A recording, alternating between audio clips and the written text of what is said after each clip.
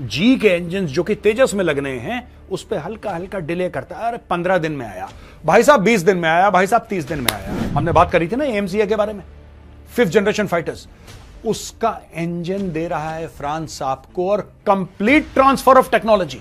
United nation security council का permanent member है, आपको पता है कि वो एटॉमिक पावर है, आपको पता है कि उसकी nuclear technology among the best in the world. वो कह रहे हैं कि हवा में, पानी में, पानी के नीचे, हर डायमेंशन में हम भारत को सपोर्ट करेंगे। 5th जनरेशन फाइटर्स इसलिए खतरनाक है दोस्तों क्योंकि रडार में उनका पता नहीं लगता। सबसे बड़ी ताकत एक 5th जनरेशन फाइटर की होती है स्टेल्थ। चुपचाप आया, बमबारी करी, निशाना लगाया, खत्म करा ऑब्जेक्टिव को, उड़ गया, पता ही नहीं लगा कहां। फ्रांस समझता है कि भारत क्या करना चाह रहा है। अमेरिका ये सब लोग चूं चूं चूं चूं। भारत क्यों मिला पुतिन से जाके? फ्रांस समझता है कि तुम पुतिन से नहीं मिलोगे, लड़ाई खत्म नहीं होगी। अचानक सब लोग पूछ रहे थे, यार मोदी जी अमेरिका में हैं, डोवाल साहब यहां पे गेम कर गए पीछे। और अगर इंडो पैसिफिक में कोई चाइना के साथ लड़ने की सलाहियत रखता है, हिम्मत रखता है, तो देश है भारत। को सब्सक्राइब करिए, बेल आइकन दबाना बिल्कुल मत भूलिएगा। पुराना गाना है, कहीं पे निगाहें कहीं पे निशाना। दोस्तों, जब मोदी जी पहुंचे यूएस में, और अभी भी यूएस में ही हैं वो, तो यूएस ने एक ऐसा माहौल बनाया कि थोड़ा सा पानी गर्म करा जाए, थोड़ा सा पानी गर्म करा जाए। वहां पे अजीत डोवाल साहब के खिलाफ खालिस्तानियों ने केस करा। कोर्ट ने बोला जवाब तलब करो। वहां पे मोदी जी के पहुंचने के कुछ समय पहले अमेरिका की सरकार बुलाती है खालिस्तानियों को, उनसे बात करती है और उनको आश्वासन देती है कि तुम चिंता मत करो, हम तुम्हें सेव करेंगे भारत से। भारत का नाम नहीं लिया, लेकिन बातचीत वही थी। लेकिन मोदी जी भी लंबे रेस के घोड़े हैं भाई, उनका मैं दिमाग मान गया। अब हुआ क्या गेम यहां पे कि आपको हम बता चुके हैं पहले कि अमेरिका जी के इंजन जो कि तेजस में लगने हैं उस पर हल्का हल्का डिले करता है। अरे 15 दिन में आया भाई साहब, 20 दिन में आया भाई साहब, 30 दिन में आया, कोई बात नहीं, वो आएगा, आते रहने दो। यहां पे उल्टा गेम हो गया दोस्तों। यहां पे गेम ये हो गया कि डोवाल साहब की बात हुई फ्रांस, पूरी डील का स्ट्रक्चर मैं आपको अभी बताऊंगा, और आप बिल्कुल कहते हैं ना कि आपके होश फाख्ता हो जाएंगे, आप बोलेंगे ये क्या गेम हो गया। अच्छा, सब लोग कह रहे थे डोवाल साहब कहां हैं यार, यहां पे नहीं है, वहां पे नहीं है, कोई अमेरिका नहीं गए, क्या हो गया क्या? अब पता लग रहा है कि गेम क्या चल रहा था। फ्रांस ने बोला कि आपको चाहिए क्या ये बताइए, और फ्रांस ने बोल दिया डन। 30 सितंबर 1 अक्टूबर को अजीत डोवाल साहब जो कि एनएसए हैं भारत के, वो होंगे फ्रांस में। और दोस्तों, फ्रांस में उन्होंने एक डील पे साइन करना, जो कि फ्रांस ने ऑलरेडी ग्रीन लाइट कर दिया। फ्रांस ने बोला डन है हमारी तरफ से, और फ्रांस ने मीडिया को भी बता दिया कि हम भारत को ये चीज दे रहे हैं। हमने बात करी थी ना एमसीए के बारे में, 5th जनरेशन फाइटर्स, उसका इंजन दे रहा है फ्रांस आपको, और complete transfer of technology. France कह रहा है सॉवरेन राइट होगी भारत की, यानी कि हम भारत को कंप्लीट ब्लूप्रिंट दे देंगे इंजन के। हम भारत के साथ बैठ के वो इंजन मैन्युफैक्चर भी करवाएंगे भारत के अंदर। भारत के अंदर बैठेंगे भाई, वो इंजन बनवाएंगे, और वो इंजन आगे भारत को किसको बेचना है वो भारत का हेडेक है। हमसे कोई परमिशन लेने की आवश्यकता नहीं है। क्यों इंपॉर्टेंट है ये? इसलिए इंपॉर्टेंट है दोस्तों क्योंकि ब्रह्मोस के बारे में आपने सुना होगा। ब्रह्मोस मिसाइल आज की तारीख में भारत और रूस बना रहे हैं, लेकिन अगर आपको ब्रह्मोस मिसाइल किसी भी देश को बेचनी है, आपको पहले रूस से परमिशन लेनी जरूरी है। आप बिना रूस की रिटर्न परमिशन के आप ब्रह्मोस किसी और देश को नहीं बेच सकते। और यहां पे फ्रांस कह रहा है कि सिर्फ टेक्नोलॉजी नहीं देंगे, आपके साथ बैठ के उसको पूरा बनाएंगे, एक एक चीज आपको हैंडओवर करेंगे, और उसके बाद आपको जिसको बेचनी है, जहां लगाना है, आपकी मर्जी, हमारा कोई लेना देना नहीं, हमने आपको दे दी। यह बात हो रही है फ्रांस के साथ। पूरी डील क्या है पहले मैं आपको समझाता हूं, फिर मैं आपको बताऊंगा। ये कैरम बोर्ड खेल दे, कैरम बोर्ड में कभी साइड में गोटी मार के अंदर कर देते हैं ना, यह है। पहले रानी अंदर करी, फिर कवर अंदर करा। ये देखो क्या गेम हुआ भाई साहब। एनएसए अजीत डोवाल और डिप्लोमेटिक एडवाइजर इमैनुअल बॉन, ये फ्रांस के हैं। 30 सितंबर और 1 अक्टूबर को पेरिस में इनकी मीटिंग है, यानी कि 30 सितंबर को, यानी कि 29 सितंबर को डोवाल साहब जहाज पकड़ के पेरिस पहुंच जाएंगे। इमैनुअल मैक्रोन गवर्नमेंट ने बोला है कि state of the art nuclear attack submarine हम भारत को देंगे। State of the art. आपको पता है France United nation security council का परमानेंट मेंबर है, आपको पता है कि वो एटॉमिक पावर है, आपको पता है कि उसकी nuclear technology among the best in the world है।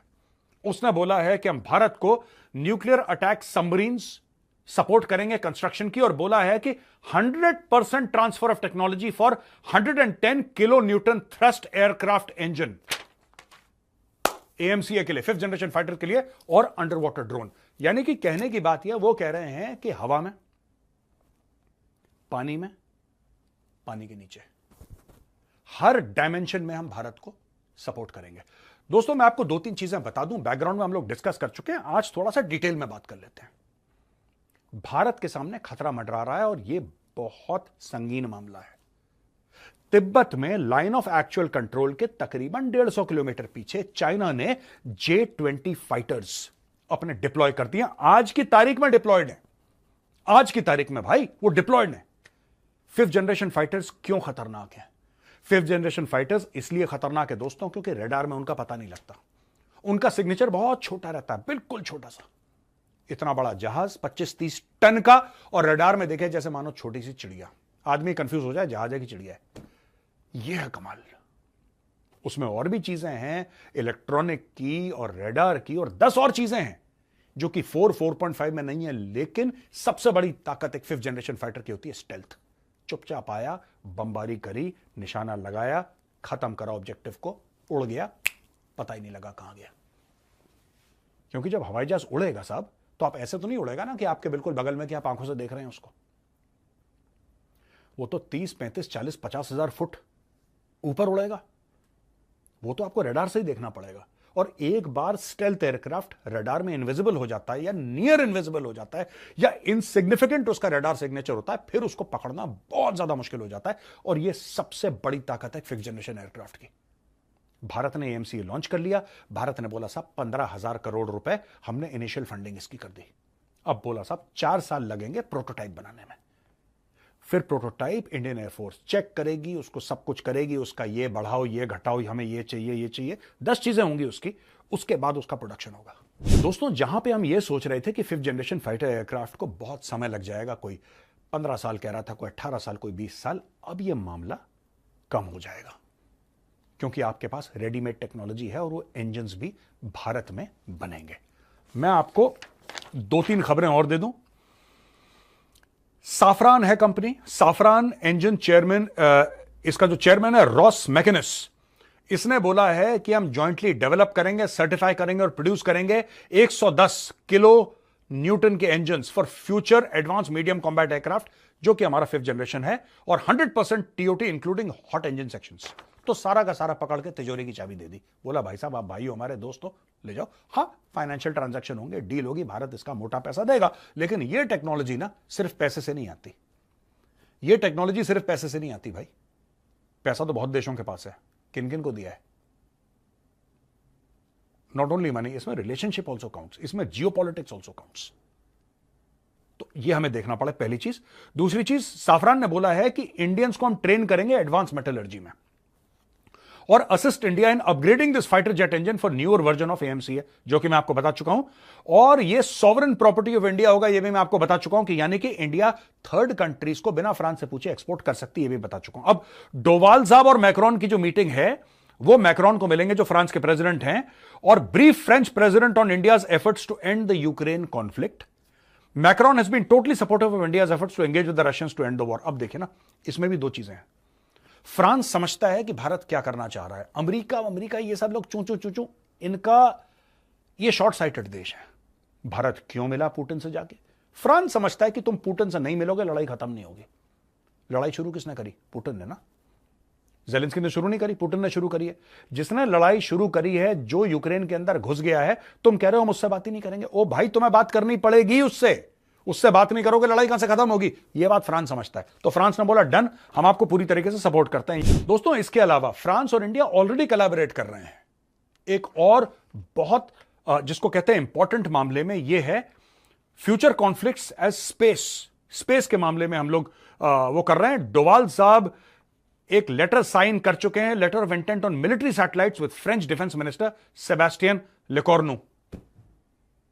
ये जब रिपब्लिक डे में आए थे मैक्रोन साहब फ्रांस के प्रेसिडेंट, तब डोवाल साहब ने इन चिट्ठी पे साइन कर दिया था। France has also offered full spectrum autonomous systems to India in air, surface and underwater domain, जिससे कि भारत का ISR intelligence, surveillance and reconnaissance ये बूस्टअप होगा। मैं कागज से इसलिए पढ़ रहा हूं क्योंकि कोई चूक ना हो जाए मुझसे। बड़ी इंपॉर्टेंट खबर है दोस्तों, ये बहुत ज्यादा इंपॉर्टेंट खबर है। और यहां पे डोवाल साहब ने, अचानक सब लोग पूछ रहे थे यार मोदी जी अमेरिका में हैं, डोवाल साहब यहां पे गेम कर गए पीछे। और ये ऐसी चीज है कि अगले 30-40 साल तक भारत को सपोर्ट करेगी, ऐसा गेम है साहब। एएमसीए का इंजन यार, can you imagine, nuclear attack submarines, ये अलग डायमेंशन का कोऑपरेशन हो रहा है फ्रांस और भारत के बीच में, अलग डायमेंशन का है बिल्कुल। यहां पे अमेरिका को लगा कि यार थोड़ा सा गड़बड़ मामला हो रहा है, ठीक है, वो तो खालिस्तानियों को नचवा रहे थे वहां पे। ये देखिए वीडियो छोटा सा।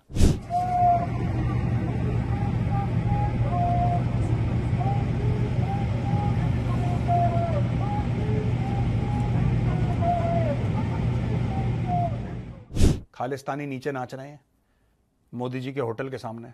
8-10 अपनी उबर टैक्सी पार्क करके आए, कहीं कोने पे अपने ट्रक व्रक पार्क करके आए, दिहाड़ी छोड़ के अपनी, और यहां पे झंडा लहरा रहे हैं। 8-10 से ज्यादा नहीं, आप देख सकते हैं वीडियो में।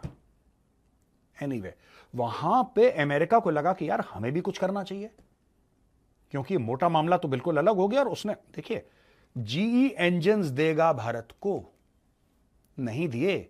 मार्च में आने थे, अप्रैल, मई, जून, जुलाई, अगस्त, सितंबर हो गया, अब अक्टूबर, नवंबर, दिसंबर कब आएंगे? यहां पे फ्रांस ने बोला कि ले जाओ, आज की तारीख में ले जाओ, पूरी टेक्नोलॉजी ले जाओ। और सिर्फ टेक्नोलॉजी नहीं, बनाएंगे आपके साथ, भारत के अंदर बनाएंगे, आत्मनिर्भर भारत के तहत बनाएंगे, और भारत को किसी और को देना है वो भी दे दो, हमें कोई दिक्कत नहीं है। दोस्तों, प्रधानमंत्री मोदी और जो बाइडेन के बीच में बातचीत हुई, जो प्रेडेटर ड्रोन्स हैं जनरल एटॉमिक्स के, उनके ऊपर बात हुई। अब ये भी लोग कह रहे हैं कि उसका एक हिस्सा भारत में बनेगा। भारत ने बोला कि देखो यार, इतना मोटा पैसा दे रहे हैं तुम्हें, तो कुछ ना कुछ तो तुम्हें आत्मनिर्भर करवाना पड़ेगा। इसमें कुछ पार्ट 10, 20, 30, 40, 50% जो भी है वो इंडिया में बनेगा। और खबर ऐसी आ रही है कि जनरल एटॉमिक्स मान गया, और यहां पे semiconductor chips with military applications, इसकी बात हो रही है। और यह बात चल रही है कि बॉस, ये फैक्ट्री बनेगी कलकत्ता में, semiconductor chips with military applications. Bharat America को भी सप्लाई करेगा और बनेगा भारत में। यह भी एक बहुत बड़ी डील है दोस्तों। लेकिन मुझे ये एक्चुअली, देखिए, फ्रांस कह रहा था हम साफरान के इंजन देंगे, तो बहुत पहले की बात है, आज की बात नहीं है। लेकिन उन्होंने ऐसे इंजन दे दिए जो 5th जनरेशन फाइटर में भी फिट हो जाएंगे। न्यूक्लियर अटैक सबमरीन्स की बात कर रहे हैं, अंडर वाटर ड्रोन्स की बात कर रहे हैं साहब। बहुत बड़ी डील है। मुझे ऐसा लग रहा है कि लोग अब ये समझ चुके हैं, और ये एहसास आज से नहीं, काफी टाइम पहले से था, लेकिन अब ये लोग पुख्ता तौर पे समझ चुके हैं कि the real danger is China. और अगर इंडो पैसिफिक में कोई चाइना के साथ लड़ने की सलाहियत रखता है, हिम्मत रखता है, तो वो देश है भारत। भारत को जितनी टेक्नोलॉजी दे सकते हो दो। देखो, अमेरिका रहता है दूर, अमेरिका नहीं आएगा यहां पे लड़ने के लिए। और भारत ने अमेरिका को एक बात बता दी है कि अगर हम चीन से लड़ते हैं तो अपनी शर्तों पे लड़ेंगे, और तब लड़ेंगे जब हमें जरूरी महसूस होगा कि चीन से लड़ना है। तुम्हारे कहने पे बेटा हम किसी से भिड़ने नहीं वाले। पाकिस्तान मत समझना, और ना हमें तुम्हारे पैसे चाहिए। और जो भी तुमसे खरीदते हैं, जैसे ड्रोन खरीदें, तुम्हारे मुंह पे पैसे मारे, तो we are your customers. Pakistan और भारत में सबसे बड़ा फर्क क्या है? पाकिस्तान और भारत में सबसे बड़ा फर्क यह है कि पाकिस्तान भीख मांगता है और भारत कस्टमर है। भारत कैश देता है, कैश दिया, लाओ ड्रोन। यह फर्क है। इसलिए अमेरिका हमें डिक्टेट नहीं कर सकता जैसे वो पाकिस्तान को डिक्टेट करता है। लेकिन अमेरिका के मुंह में पाकिस्तानियों ने खून लगा दिया। अमेरिकन को यह लग रहा था पिछले 30-40 साल से कि हर एक देश ऐसे ही होता है, पैसा फेंको तमाशा देखो। हमने बोला नहीं साहब, पैसा भी हम ही फेंकेंगे और तमाशा भी हम ही देखेंगे। तो दोस्तों, आज का वीडियो था। मैंने खबर सुनी, मैं बड़ा एक्साइट हो गया। मैंने बोला यार, ये तो बहुत ही शानदार बात हो गई है कि एएमसीए के इंजन आपके पास आ रहे हैं। कंप्लीट 100% ट्रांसफर ऑफ टेक्नोलॉजी हो रही है साफरान की तरफ से। अंडर वाटर ड्रोन्स की बात हो रही है, दुनिया भर की न्यूक्लियर अटैक सबमरीन्स की बात हो रही है। बहुत बड़ी खबर है। I thought I should share this with you. अब दोस्तों आते हैं सवाल और जवाब पे। दोस्तों, पहला सवाल है शशांक सिंह जी का। How can we create some displacement anxiety in the mind of Beijing just like Beijing has created in the minds of Washington? अब ये शशांक सिंह जी, बहुत लंबा चौड़ा सवाल है। इसको मैं ऐसे क्वेश्चन एंड आंसर सेशन में नहीं कर सकता ऐसे डिस्कस, क्योंकि इसमें बहुत ज्यादा टाइम लगेगा, बैंडविड्थ लगेगा। लेकिन मैं एक बात ये कहना चाहता हूं कि कहीं ना कहीं जो चाइना +1 का फैक्टर है ना, जो वेस्ट ने दे रखा है, इंडिया शुड परस्यू इट यार।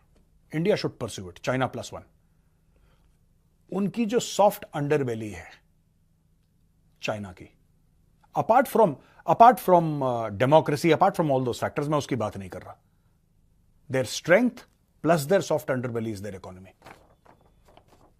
पेट पे लात मारो चाइना की तो चीखें निकलेंगी। नीतीश यादव जी कहते हैं कि मैंने रिसर्च पेपर में पढ़ा था कि India's patrolling area has been reduced from finger 8 to finger 4 for the entire area is now being used like a buffer zone. Has China succeeded in salami slicing? नहीं जी। नीतीश यादव जी, पता नहीं किसने रिसर्च पेपर दिया है आपको। देखिए ऐसा है ना, आपने अपडेटेड न्यूज नहीं पढ़ी। पहली बात, ये लोग सब झूठ बोलते हैं। मैं आपको सच बताता हूं, लाइन ऑफ एक्चुअल कंट्रोल एक नाम है, लेकिन कोई लाइन नहीं है। There is no line. जैसे लाइन ऑफ कंट्रोल एक लाइन है, ये पेड़ भारत में है कि पाकिस्तान में है, ये क्लियर है, मैप्स हैं, साइंड हैं, काउंटर साइंड है, डीजीएमओ के मैप्स हैं, सरकार रिकॉग्नाइज करती है, एवरीथिंग इज क्लियर। हाँ ठीक है, ठाठा चलती है वो बात अलग है, आजकल नहीं चल रही, पहले चलती थी हमारे टाइम पे, लेकिन आजकल नहीं चल रही, फिर चल जाएगी, लेकिन वहां पे क्लैरिटी है। लाइन ऑफ एक्चुअल कंट्रोल जो चाइना के साथ है लगभग 3500 किलोमीटर, वहां पे ये क्लैरिटी नहीं है। तो फिंगर 4, फिंगर 8, फलानी फिंगर ढिमकी, ये सारे के सारे रिसर्च पेपर लिखते हैं, खुद भी नहीं गए वहां पे कभी। मैं आपको बता रहा हूं, अभी आपने क्या खबर सुनी? वांग यी जो चाइना का फॉरेन मिनिस्टर है, वो क्या बोल रहा है? वांग यी ये बोल रहा है कि साहब 4 पॉइंट से हम लोग पीछे हट गए। वो ऐसे ही हट गया पीछे। सलामी स्लाइसिंग कहां से आ गई? सलामी स्लाइसिंग, ये आप don't believe on the research papers. पता नहीं कौन व्हाट्सएप यूनिवर्सिटी से क्या छाप देता है, प्लीज इग्नोर देम। ये नाम नहीं मुझे, doctor Shankar, I don't know. Some government agency would be willing to bear financial cost. Even I could file lawsuit in Noida against Biden administration for deliberately delaying arms supplies to India during Galwan standoff and intentionally delaying GF for the necessary. It's very easy for anyone if we can have some backing like Pannu does.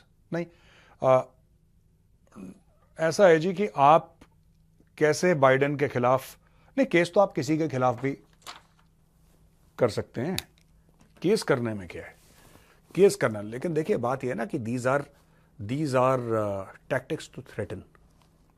आप बात कर रहे हैं ना डोवाल साहब के ऊपर case हुआ, आप उसके ऊपर कमेंट कर रहे हैं कि यार वैसे हम भी केस फाइल कर सकते हैं अमेरिका के ऊपर। बिल्कुल कर सकते हैं, इसमें कोई दिक्कत नहीं है। लेकिन अमेरिका में जो केस फाइल हुआ है, क्या भारत ने उसका प्रेशर फील करा है? नहीं।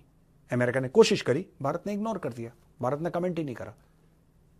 वहां पे जो बाइडेन मोदी जी के कंधे पे हाथ रख के गले मिल रहा है, बोल रहा है मेरे घर पे आओ, हो गया केस, हो गए खुश अमेरिकन, हो गई टाटा फिस। दैट्स इट, जस्ट इग्नोर यार, डजंट मैटर। अभी बहुत लंबी लड़ाई लड़नी है और असली खतरा चीन से है, असली प्रॉब्लम चाइना है,